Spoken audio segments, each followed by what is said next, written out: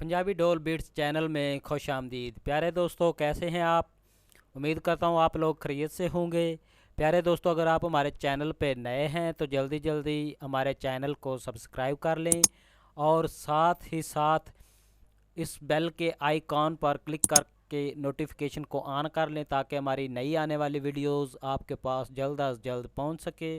प्यारे दोस्तों, हमारी वीडियो देखने का बहुत बहुत शुक्रिया। तो चलते हैं वीडियो की तरफ।